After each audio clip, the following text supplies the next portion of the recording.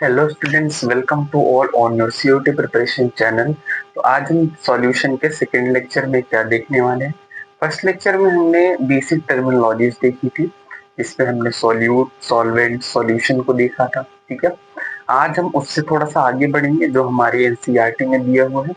क्या दिया हुआ है? कंसंट्रेशन टर्म्स के बारे में दिया हुआ है। ठीक है, जिसमें weight by weight concentration term, weight by volume, volume by volume, molarity, molality नहीं है ट्वेल्थ में, पर फिर भी मैं आपको जो है मोलैरिटी, मोलैलिटी, कंसंट्रेशन टर्म पढ़ाते हुए तब चलूंगा कि क्या होता है कि 11th आप इतना अच्छे से तैयार करके आते नहीं है। ठीक है, तो आज क्या देखेंगे? मोलर मतलब ये कंसंट्रेशन टर्म्स के बारे में हम अच्छे से देखेंगे। ठीक है, तो देखते हैं, स्टार्ट करते हैं। कंसंट्रेशन टर्म्स होती क्या है, पहले ये देख लेते हैं। कंसंट्रेशन टर्म्स, ठीक है, कंसंट्रेशन टर्म्स का मतलब होता है कि फॉर एग्जाम्पल जैसे वेट बाय वेट है। ठीक है, हम कितने जो है सॉल्यूट में कितना सॉल्वेंट ले रहे हैं, कितना मतलब कितने सॉल्यूशन में कितना सॉल्यूट है, कितना सॉल्वेंट है, इस बात का पता करना क्या होता है? Concentration. Concentration it means of कोई चीज कितनी गाढ़ी है, या जिसको अगर डाइल्यूशन में बात करें तो कितना टन हो, इसको इस तरह से भी बोल सकते हैं। ठीक है, तो देखते हैं concentration terms. Concentration terms, concentration terms, ठीक है। कंसंट्रेशन टर्म्स में पहला आपका जो आता है, क्या आता है? Weight by weight. इसको बाय मास परसेंट भी बोलते हैं, इसको वेट बाय वेट परसेंट भी बोलते हैं। ठीक है, क्या बोलते हैं? Weight by weight percent. ठीक है, अब इसको पहले समझ लेते हैं, बाय मास या वेट बाय वेट का मतलब क्या होता है। फॉर एग्जाम्पल ना, एग्जाम्पल ने जैसे ग्लूकोज का। ठीक है, ग्लूकोज का 10% अगर हम ले रहे हैं, 10 ग्राम, 10% ग्लूकोज क्या ले रहे हैं? फॉर एग्जाम्पल हम क्या ले रहे हैं? 10 ग्राम ग्लूकोज, 10 ग्राम ग्लूकोज क्या ले रहे हैं? 10 ग्राम ग्लूकोज। अब हम बोल रहे हैं weight by weight, 10 gram glucose weight by weight, W by W. क्या अर्थ निकल के आता है 10 ग्राम वेट बाय वेट? ध्यान से समझेंगे ना, ध्यान से समझेंगे। 10 gram weight by weight, percent, percent किसी चीज का जब निकालते हैं तो किसमें होता है वो? 100, मतलब 100 में से निकालते हैं ना परसेंट को। ऐसा तो नहीं है कि हम जो है 90 में से निकाले, 80 में से निकाले। 100 को क्या करते, मतलब परसेंट को 100 में से निकालते हैं। ठीक है, तो 10 gram glucose, it means of 10 gram glucose,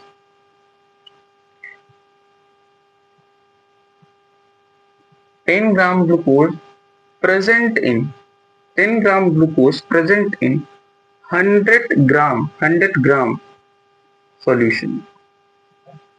या इसको एक तरह से और बोल सकते थे क्या? ग्लूकोज क्या लग रहा है? एक सॉल्यूशन। ये मैंने कल बताया था, सॉल्यूट, सॉल्वेंट और सॉल्यूशन। ग्लूकोज सॉल्यूट लग रहा है क्या? बिल्कुल सॉल्यूट है, ग्लूकोज बिल्कुल सॉल्यूट है। कैसे?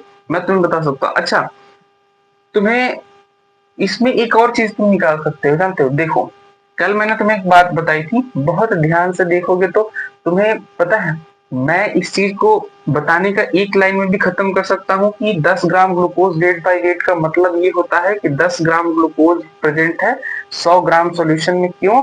क्योंकि जो है परसेंटेज किस में निकालोगे? 100 में निकालोगे। तो 100 ग्राम सॉल्यूशन में 10 ग्राम ग्लूकोज प्रेजेंट है। पर क्या है कि तुम्हें जब सीयूईटी के लिए जाओगे ना, तो तुम्हें सोचने का अलग अलग तरीका आना चाहिए। किस तरीके से तुम सोच सकते हो उसको देखो। तुम एक और चीज सोच सकते हो, जानते हो क्या? 10 ग्राम ग्लूकोज, तुम ये भी लिख सकते हो 10 gram glucose, 10 gram glucose, 10 gram glucose present in 10 gram glucose present in 19 gram solvent. 19 gram solvent में 10 ग्राम क्या है? प्रेजेंट है ग्लूकोज। अब सोचो ये मैंने कैसे लिख दिया। मैं यहां तो लिख रहा था 100 ग्राम सॉल्यूशन में 10 ग्राम क्या है? ग्लूकोज है। पर यहाँ पे मैं लिख दिया कि 90 ग्राम जो है सॉल्वेंट में 10 ग्राम क्या है? ग्लूकोज है। मतलब मैंने कैसे लिख दिया, तो मैं समझाता हूँ। कल मैंने एक चीज बताया था, सॉल्यूशन किसी चीज से मिलकर बनता है, solute plus solvent solute plus solvent equal to क्या होता है? सॉल्यूशन।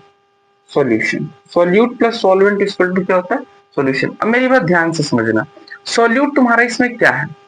सॉल्यूट तुम्हारा दिख रहा है, ग्लूकोज है। कल मैंने बताया था सॉल्यूट के बारे में। सॉल्यूट ग्लूकोज है तो कितना है? ग्लूकोज 10 ग्राम। सॉल्यूट यहाँ पे लिख लो, सॉल्यूट कितना है? 10 ग्राम, जिसको हम ग्लूकोज का वेट ले रहे हैं, ठीक है। और सॉल्वेंट, जैसे मैं यहाँ पे 90 ग्राम निकाल दिया, हमें पहले पता नहीं था पर हमें सॉल्यूशन पता था, तो इसको x मान लो। सॉल्यूशन 100 ग्राम, 100 ग्राम। सॉल्यूशन 100 ग्राम कैसे पता था? क्योंकि हम कुछ भी निकालेंगे परसेंटेज को हम 100 में से निकालेंगे, ठीक है। देखो इस इक्वेशन को तो सॉल्व कर सकते हो ना। 100 माइनस 10 ग्राम, ठीक है, कितनी हुआ? 90 ग्राम, ठीक है, 90 ग्राम।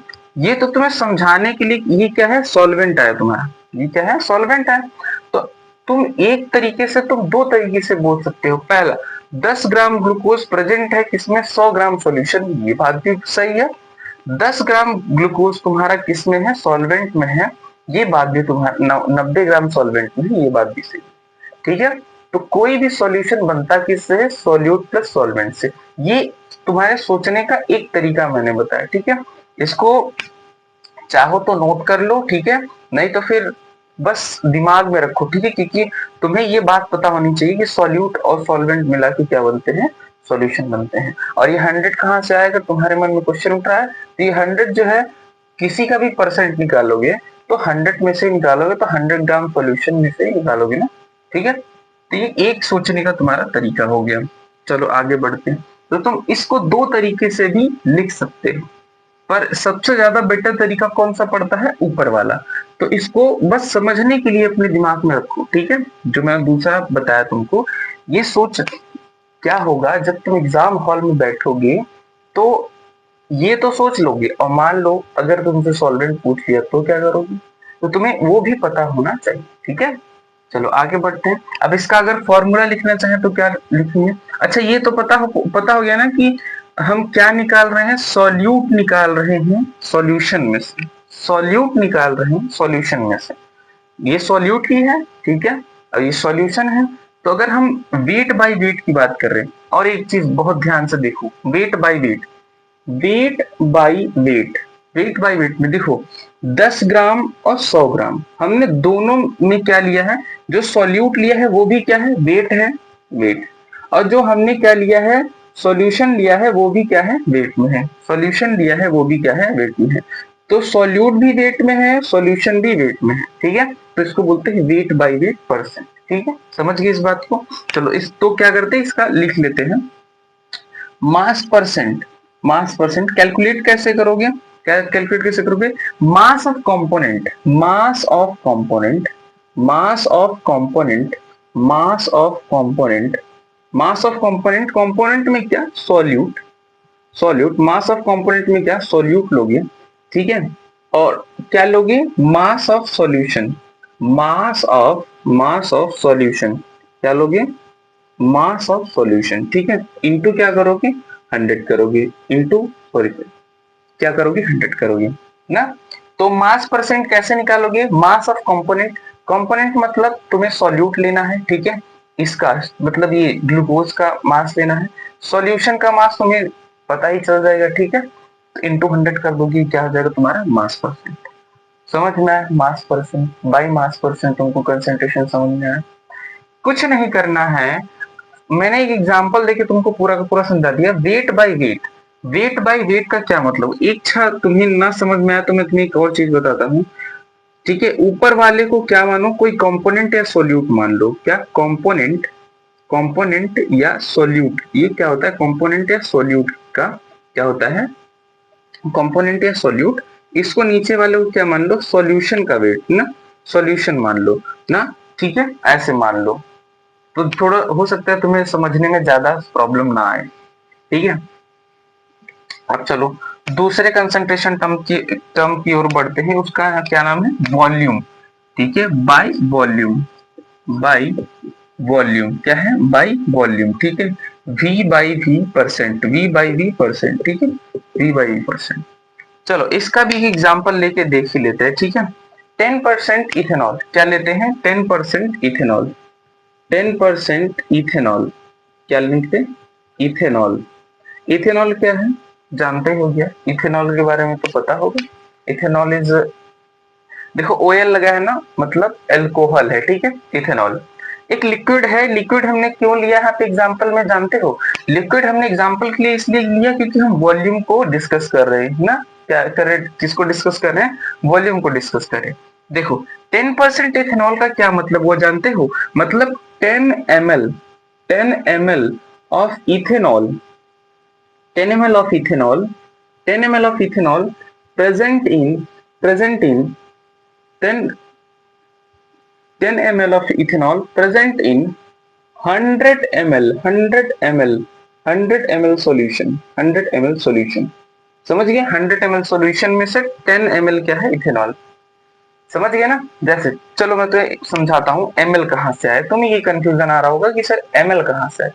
जब भी वॉल्यूम लेते हैं तो वॉल्यूम क्या होता है कि हम उसको लीटर में लेते हैं या एमएल में लेते हैं। वॉल्यूम तो ऐसा तो है नहीं कि वॉल्यूम को ग्राम में लेंगे ना।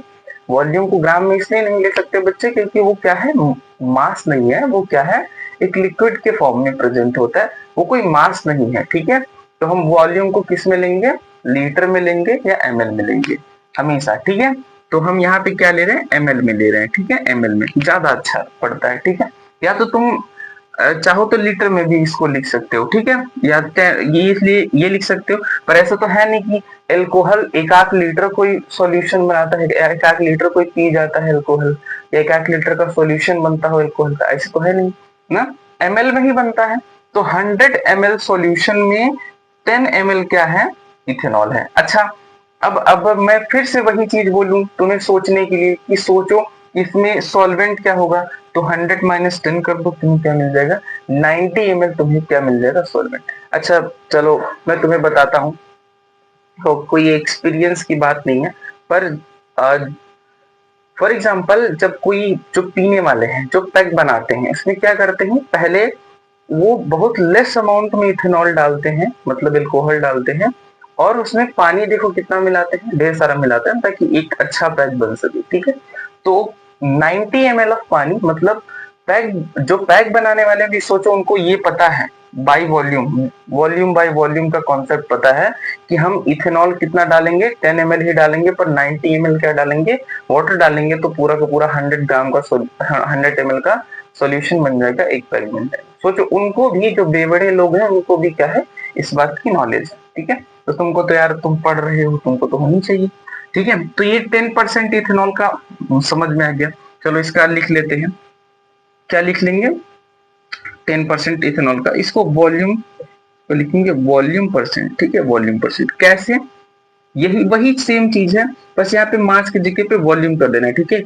Volume of component, volume of component, volume of component, component में क्या? सॉल्यूट, ठीक है, वहां पे लिखा है। फिर से अच्छा मैं लिख देता हूँ, वॉल्यूम सॉल्यूट, ठीक है, solute by volume of solution, volume of solution, volume of solution, volume of solution into 100, ठीक है, इनटू 100। समझ गए? तो बाई वॉल्यूम समझ गए, बाई मास समझ गए, बाई वॉल्यूम समझ गए, ठीक है। अब मान लो यहाँ पे तो ठीक है, यहाँ पे वेट बाई वेट था, यहाँ पे वॉल्यूम बाई वॉल्यूम था, तो क्या हुआ, कंपोनेंट का भी वॉल्यूम ले लिया, सॉल्यूशन का भी वॉल्यूम ले लिया, ठीक है। यहाँ पे कंपोनेंट का मास ले लिया, यहाँ पे कंपोनेंट का सॉल्यूशन का मास ले लिया, ठीक है। अब मान लो फॉर एग्जांपल तुम्हें क्या दे दी, तुम्हें क्या दे दी, थर्ड तीसरा concentration term by W by V दे दे, क्या दे दे? W बाई V दे दे, मतलब मास बाई वॉल्यूम दे दे, क्या दे दे? मास बाई वॉल्यूम परसेंट दे दे, क्या दे दे? मास बाई वॉल्यूम परसेंट दे दे। तो कैसे करोगे, है ना, सोचने वाली बात है ना। यहाँ पे तो वेट बाय वेट था, तो हमने दोनों का वेट निकाल के कर लिया। यहाँ पे वॉल्यूम बाय वॉल्यूम था, तो दोनों का वॉल्यूम निकाल के कर लिया। अब यहाँ पे क्या करेंगे, देखो सिंपल है ये भी ना, बहुत ज्यादा हार्ड नहीं है, सिंपल है। फॉर एग्जाम्पल 10 ग्राम हम ले लेते हैं CaCO3, CaCO3, तो 10 ग्राम CaCO3 है। अब बहुत ध्यान से समझना, अब मैंने तुम्हें बताया था ना W बाई V, ऊपर वाले को क्या लेते हैं? कंपोनेंट या सोल्यूट, क्या लेते हैं? सोल्यूट लेते हैं, कंपोनेंट लेते हैं, क्या लेते हैं? कंपोनेंट लेते हैं। कंपोनेंट या सोल्यूट लेते हैं और नीचे वाले को क्या लेते हैं, सॉल्यूशन। क्या लेते हैं, सॉल्यूशन। इसको क्या लेते हैं, सॉल्यूशन लेते हैं। ठीक है, इतनी बात तुम्हें पता है ना। चलो इसी इसी कॉन्सेप्ट पे है सब कुछ। ऊपर वाले को क्या लेते हैं, सॉल्यूट, नीचे वाले को सॉल्यूशन। देखो अब 10 ग्राम CaCO3 का क्या मतलब निकलेगा, मैं तुम्हें बताता हूँ। इसका मतलब ये निकलेगा कि 10 ग्राम CaCO3, 10 gram CaCO3 present in 100 ml 100 ml of solution, 100 ml of solution. अच्छा, यहाँ पे मैंने ग्राम लिया, यहाँ पे सॉल्यूशन की ml क्यों लिया, समझ में आ रहा है? क्योंकि यहाँ देखो ऊपर वाला क्या है, वेट में है, तो ठीक है हमने कंपोनेंट किसको कर दिया, वेट में कर दिया। फिर उसके नीचे सॉल्यूशन किसमें है, वॉल्यूम में है, तुमने सॉल्यूशन किसमें कर दिया, ml में कर दिया। मेरी बात समझ में आ रही है? ठीक है ना, बहुत बड़ी बात नहीं है ना, तो ये बात समझ में आ रही होगी। ठीक है, अगर इसको लिखना चाहे तो इसका क्या लिख सकते हैं, W/V% अगर निकालना चाहो तो क्या लिख सकते हो, मास ऑफ सॉल्यूट या कंपोनेंट, मास ऑफ सॉल्यूट या कंपोनेंट, ठीक है, या कंपोनेंट मास ऑफ सॉल्यूट या कंपोनेंट बाई क्या कर दोगे, वॉल्यूम ऑफ सॉल्यूशन। क्या कर दोगे, वॉल्यूम ऑफ सॉल्यूशन, ठीक है, समझ गए? तो weight by weight, volume by volume, weight by volume, इसमें कोई दिक्कत है क्या? आई होप कि इसमें दिक्कत नहीं होनी चाहिए, क्योंकि मैंने एग्जाम्पल देके भी समझा दिया। वही चीज है, मैं तुमको बोला था ना, अगर तुम पहली क्लास कर रहे हो, ठीक है, सॉल्यूट सॉल्वेंट के बारे में तुम पढ़ रहे हो, तो ढंग से पढ़ो ना, उसको जानो कि सॉल्यूट क्या है, सॉल्वेंट क्या है, तब तुमको ये बातें जो है बहुत आसान लगेंगी। ठीक है, और जिसने पढ़ा होगा, पहली क्लास देखिएगी, उसको ये आसान लग भी रहा होगा ना, क्योंकि बहुत बड़ी बात नहीं है। ठीक है, मैं फिर से तुम्हें दोबारा समझाता हूँ। ठीक है, समझाने की सारी गारंटी मेरी है, मैं तुम्हें यहाँ से बिना समझाए नहीं जाने दूंगा। ठीक है, समझो। देखो बाई मास क्या है, 10% ग्लूकोज मैंने ले लिया, W/W का क्या मतलब, ऊपर वाला जो कंपोनेंट होगा वो भी किस में होगा, मास में होगा, मतलब उसका भी मास देखेंगे ग्राम में होगा, और जो सॉल्यूशन होगा वो भी किस में होगा, ग्राम में होगा, उसका भी क्या देखेंगे, मास देखेंगे। तो जो है 10 ग्राम देखा, तो 10 gram glucose present in 100 gram solution. हमने दोनों में क्या लिया, ग्राम और ग्राम लिया। हमने क्या लिया, सॉल्यूशन में सॉल्यूट को देखा ना। मैंने तुम्हें एक सोचने का अप्रोच भी बताया कि तुम सॉल्वेंट कैसे निकाल सकते हो, solute plus solvent equal to solution, इस बात को याद रखो। ठीक है, फिर इसका मास परसेंट कुछ नहीं करना था, मास ऑफ कंपोनेंट या सॉल्यूट इसका, ठीक है, यहाँ पे, और सॉल्यूशन का मास यहाँ पे इंटू 100। ठीक है, इतनी बात। बाई वॉल्यूम को फिर से समझते हैं, 10% इथेनॉल है। 10% इथेनॉल का मतलब ये क्या है, लिक्विड है, जिसको क्या बोलते हैं, एल्कोहल भी बोलते हैं। तो क्या है, 10 ml। अब देखो ये वॉल्यूम है, तो हम किस में यूनिट ले रहे हैं, ml में ले रहे हैं। तो 10 ml of ethanol present in 100 ml solution. ठीक है, 100 ml सॉल्यूशन में 10 ml क्या है, इथेनॉल प्रेजेंट है। वॉल्यूम परसेंट की बात करें तो वॉल्यूम ऑफ कंपोनेंट जो कि सॉल्यूट में बाय वॉल्यूम ऑफ सॉल्यूशन, देखो दोनों चीज वॉल्यूम में है, वॉल्यूम, तो दोनों को वॉल्यूम में ले रहे हैं। वेट बाय वॉल्यूम, तो वो एक को हमने क्या किया, सॉल्यूट को वेट में ले लिया, सॉल्यूशन को किस में ले लिया, सॉल्यूशन को किस में ले लिया, वॉल्यूम। तो आई होप तुमको ये जो कंसंट्रेशन टर्म्स है वो तुम्हें समझ में आई हो। ठीक है, और इस पे क्वेश्चंस भी आते हैं, काफी अच्छे क्वेश्चंस आते हैं, जो है एक एक मतलब एक एक क्वेश्चन छोटे छोटे होते हैं, पर 4-4 5-5 नंबर जो होते हैं कंपटीशन एग्जाम में एक मतलब दिलाते हैं तुमको, ये तुमको फ्री का नंबर दिलाते हैं। ठीक है, ऐसा नहीं कि इसमें कुछ निगेटिव मार्किंग आ जाएगा, नहीं, इंटू 100 कर लो यहाँ पे, तो ऐसा नहीं है इसमें कि कुछ तुमको निगेटिव मार्किंग जो है पता चल जाएगा, है ना, ये एज इट इज जो है तुमको मिल जाएंगे। और इस पे जो क्वेश्चन आते हैं बहुत इजी आते हैं, बहुत आसान आते हैं। ठीक है, इसको नोट कर लो, फिर आगे बढ़ते हैं। ठीक है, नोट करो क्या, तो इसको जो है यहीं तक रखते हैं, कंसंट्रेशन टर्म्स को यहीं तक रखते हैं। फिर उसके बाद नेक्स्ट क्लास में हम क्या देखेंगे, मोलैरिटी को, मोल फ्रैक्शन को, इन सबको देखते हुए आगे बढ़ेंगे। ठीक है, तो देखो मोलैरिटी तो अगर कायदे से देखा जाए तो कहाँ पढ़ लेना चाहिए तुमको, मोलैरिटी पढ़ लेना चाहिए 11th में। बट मोलैरिटी को जो है अब सीयूटी में आता है, ठीक है, और किसमें, बोर्ड्स में भी, तुम्हारे सीबीएसई बोर्ड में भी पूछा जाता है, तो उस चीज को मैं बिना पढ़ाए तुम्हें आगे नहीं पढ़ूंगा, ठीक है। तो कल क्या देखेंगे, मोलैरिटी देखेंगे, मोल फ्रैक्शन देखेंगे और मोलैलिटी देखेंगे। जिस किसी को थोड़ा मोल में भी दिक्कत होगा उसको भी देखेंगे, ठीक है। तो आई होप तुमको ये लेक्चर समझ में आया होगा, तुमको ये कंसंट्रेशन टर्म समझ में आए होंगी। अगर मतलब अगर क्या इस पे क्वेश्चन है तो क्वेश्चन भी मैं तुमको कराऊंगा, ठीक है। तो ज्यादा से ज्यादा लोगों तक जो लेक्चर हो सके तुम तक पहुंचे तो तुम अपने दोस्तों तक शेयर करो। मुझसे जो हो सकेगा कमेंट बॉक्स में मैसेज करो कि सर हमें ये चाहिए, हमें क्वेश्चन प्रैक्टिस चाहिए, हमें नोट्स चाहिए, हमें जो है और अच्छे से समझना है ना, हमें और थोड़ी क्लास बड़ी चाहिए, ठीक है। तो मैं उस हिसाब से तुम्हें क्लासेस दूंगा, ठीक है। तो आई होप क्लास अच्छी लगी होगी आप सबको, ठीक है। ज्यादा से ज्यादा लोगों तक शेयर करो ताकि पहुंच सके और हमें भी मोटिवेशन मिले और अच्छा करने का, ठीक है। थैंक यू सो मच, मिलते हैं नेक्स्ट क्लास में विद बचे हुए जो है मतलब कंसंट्रेशन टर्म्स है, मोलैरिटी, मोलैलिटी और मोल फ्रैक्शन, ठीक है। तो मिलते हैं नेक्स्ट क्लास में, थैंक यू सो मच।